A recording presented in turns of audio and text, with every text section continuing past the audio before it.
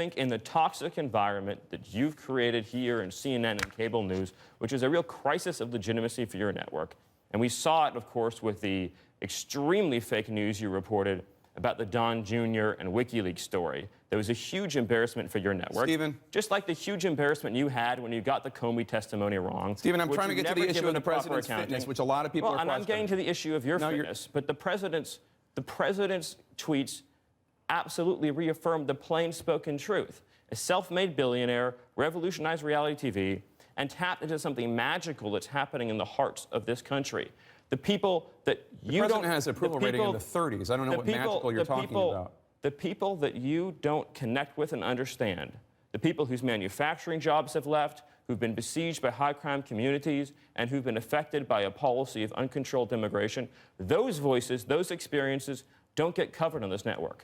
That's why, to prove the point, I was booked to talk about the very issues I'm just describing, and you're not even asking about them because they're not interesting facts to you. That's not true. I have plenty of questions on immigration. You've attempted to filibuster by talking about your flights with the president. I want to ask you a question because don't be condescending, Jake.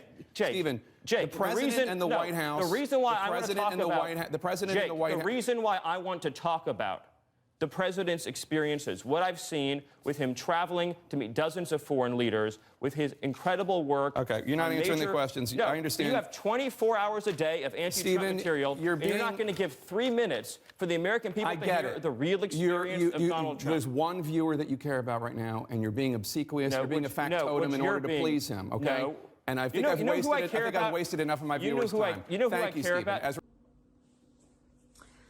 So he's trying to, tell the CNN person who's interviewing him that CNN only delivers fake news, or not only delivers, but delivers a lot of fake news. They are so quick to jump on news that have not been totally investigated, and they always turn out to be fake news, and he gave about a few examples of that.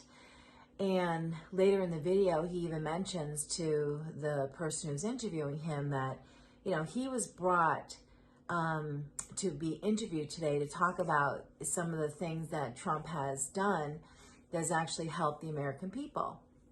And he says, instead, you keep on trying to talk about Trump's fitness.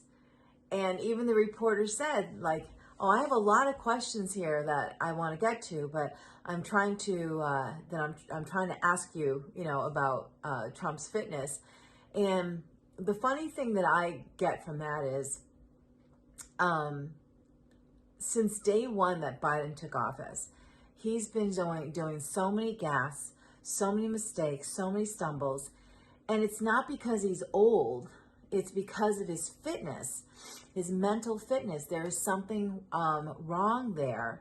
And CNN, they hadn't report about it at all. They never show question about it. They're like, oh, he's fine, until this past year when it's getting closer to the election, right? So the guy who is being interviewed from the CNN person, he's just frustrated because he's not going to buy it. He's not going to sit there and listen to this guy ask him questions about stuff that is fake and not even true, and challenge about Trump's fitness, because CNN just never seen a person like Trump in the way he acts and the way he behaves, and he's just straightforward, and they're not used to that.